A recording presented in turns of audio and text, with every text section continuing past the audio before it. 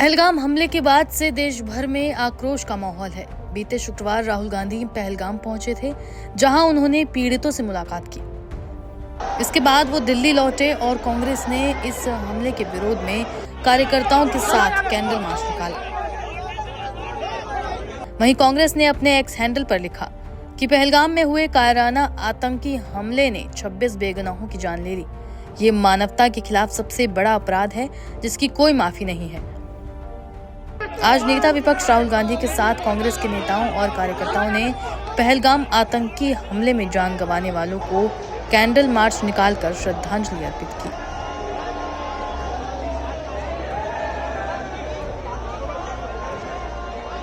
इस candle march की तस्वीरें पोस्ट करते हुए कांग्रेस प्रदेश अध्यक्ष राजेश कुमार ने कहा, हम एकजुट होकर मांग करते हैं, अब केवल निंदा नहीं, ठोस कार्रवाई होनी चाहिए।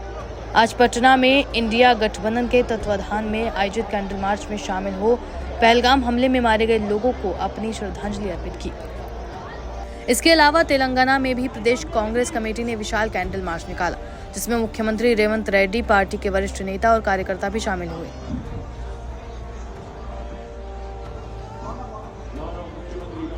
इतना ही नहीं, इस कैंडल मार्च में AIMIM चीफ असदुद्दीन ओवैसी भी शामिल हुए थे। रेवंत रेड्डी ने इस मार्च में लोगों को संबोधित किया और पाकिस्तान के 2 टुकड़े करने की मांग की। मैं इस मौके पे इस देश प्रधानमंत्री नरेंद्र मोदी जी से एक ही गुजारिश है, ये ऐसे मौके पे जो आतंकवादी अपने देशवासियों के ऊपर हमला किए, ऐसे हमला को हम सब इकट्ठा होकर 140 करोड़ लोग हम सब मिलके मुंह तोड़ जवाब देने का वक्त आए। इसीलिए आज तेलंगाना राज्य से 4 करोड़ जनता और दुनिया से कम 100 देशों का उनके प्रतिनिधि यहाँ पर हाजिर होकर अपने साथ जोड़ के आतंकवादियों के खिलाफ लड़ने के लिए हमको मदद दिए। हम लोग सब मिलके इस देश प्रधानमंत्री को हम मदद देंगे। प्रधानमंत्री जी मोदी जी 1967 चीन ने अपने देश के ऊपर हमला किए तो इंदिरा जी ने मुंह तोड़ जवाब दिए। उसके बाद पाकिस्तान 1971 में इस देश के ऊपर हमला किए तो इंदिरा जी ने पाकिस्तान को मुंह तोड़ जवाब देकर एक धक्का में 2 टुकड़े किए, पाकिस्तान को, एक बांग्लादेश, दूसरा पाकिस्तान। उस वक्त अटल बिहारी वाजपेयी जी ने ये कहा, इंदिरा जी को दुर्गा माता ने कहा, आप दुर्गा माता के भक्त हो, हमें पता है, दुर्गा माता को याद करो। अभी पाकिस्तान के ऊपर जो हमला करना है, जो भी करना है, आप आगे करो।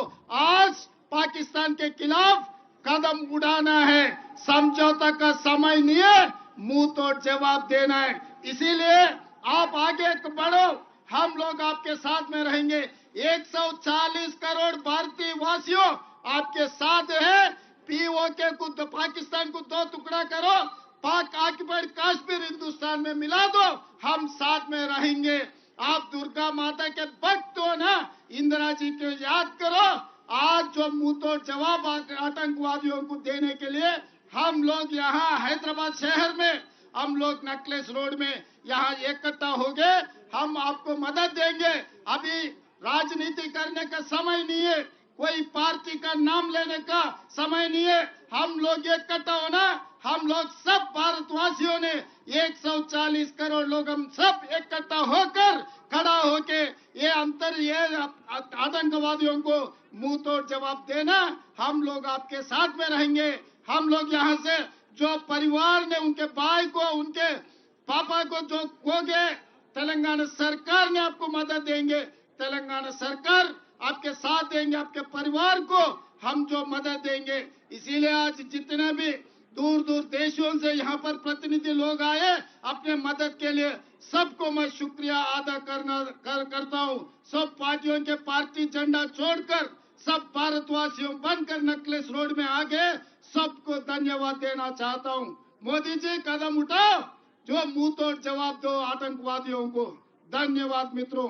रेवंत रेड्डी के अलावा दूसरे बड़े नेता भी इस हमले की निंदा कर रहे हैं। आज पूरे देश के अंदर कांग्रेस पार्टी आज कैंडल मार्च कर रही है, शोक सभाएं कर रही है और मौन धारण कर रही है, क्योंकि पूरे देश के अंदर आज आक्रोश है कि जो आज ये घटना घटी है पहलगाम की, वो बहुत ही दुखद घटना है और बहुत ही निंदनीय घटना है और पूरा देश आज दुखी है। मैं कल शुभम द्विवेदी जी के परिवार में गया था, अंतिम यात्रा में था, उनका पूरा परिवार गया था वहां पर, उनके माताजी, पिताजी, ससुराल पक्ष से।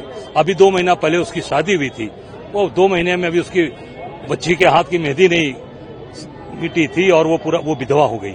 आज वो खुशियां मनाने गए थे, वहां हनीमून मनाने गए थे और डेड बॉडी लेकर आ रहे हैं। पूरा देश दुखी है और कांग्रेस पार्टी पूरी मजबूती के साथ, हम उस परिवार के साथ खड़े हैं जिन्होंने अपने बच्चों को खोया, अपने बहनों को खोया, अपने परिवार को खोया, और जो लोग घायल हैं, आज हमारे नेता आदरणीय राहुल जी आज उनका कुशल क्षेम जानने के लिए गए हैं और हम निश्चित तौर से कांग्रेस पार्टी मजबूती के साथ आज ये चाहती है कि कड़ी से कड़ी कार्रवाई ये लोग करें।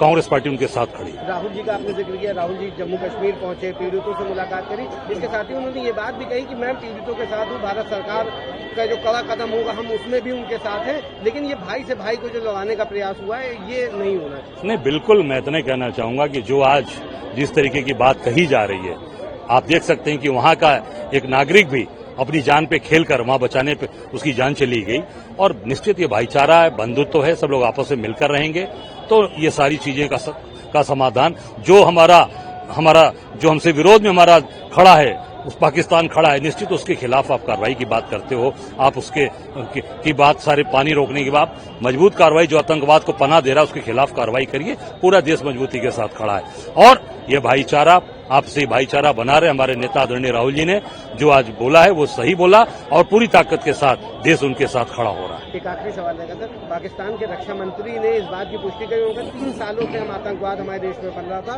कहीं ना कहीं वजह जो है उन्होंने अमेरिका को बताया, यूएस। देखिए, ये मैं इतना ही कहना चाहूंगा, कोई भी अगर पल रहा है तो उसके खिलाफ कार्रवाई करना आपका काम है और चाहे कोई देश पनाह दे रहा हो, कोई देश उस पर उनको प्रश्रय दे रहा हो, आपके अगर जगह पर कोई चीजें हो रही हैं तो उसके गुनाहगार वहां के लोग होंगे, वहां की सरकार होंगी। आज हमारे देश में इतनी बड़ी घटना घटी है, वहां कोई सुरक्षा की व्यवस्था नहीं थी, एक भी पुलिस की force, CRPF, para military force और आर्मी कोई नहीं था। क्यों नहीं हुआ? किसके आदेश से फोर्सेस हटाई गई? और ये क्योंकि उसके परिवार के लोग, आप देख सकते हैं कल एक गुजरात में एक महिला ने जिस तरीके से केंद्रीय मंत्री को बोला कि हमारे टैक्स से आप जहाज से घूमते हो, हेलीकॉप्टर से घूमते हो, सारी व्यवस्था आपको दी जाती है और हमारे लिए कोई सुरक्षा व्यवस्था नहीं है। निश्चित तौर से देश बहुत दुखी है और बहुत आक्रोश में। कांग्रेस पार्टी ने और पूरे देश ने आज हम सब एक साथ खड़े हैं, हम सरकार के साथ खड़े हैं।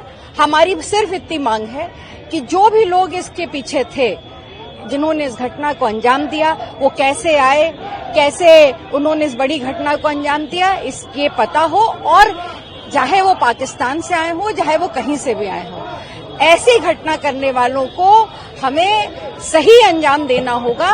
यही पूरे देश की मांग है और यही कांग्रेस पार्टी की मांग। हम पूरी तरह से सरकार के साथ खड़े। राहुल गांधी जी ने भी कुछ इसी तरह का बयान दिया, वो जम्मू कश्मीर पहुंचे, उन्होंने बताया कि हम भारत सरकार के साथ हैं, ऐसे मौके पर जो भाई से भाई को लड़ाने का प्रयास है उसको हमें दूर। बिल्कुल, हम सब पूरा देश एक साथ है। ये घात जो हुआ है ये भारत माता पे हुआ है, भारत माँ के सपूतों पे हुआ है। बहुत सी गोद सुनी हो गई, बहुत सी मांग सुनी हो गई है, बहुत सी कलाइयां सुनी हो गई हैं और इसका दुख पूरे देश में है।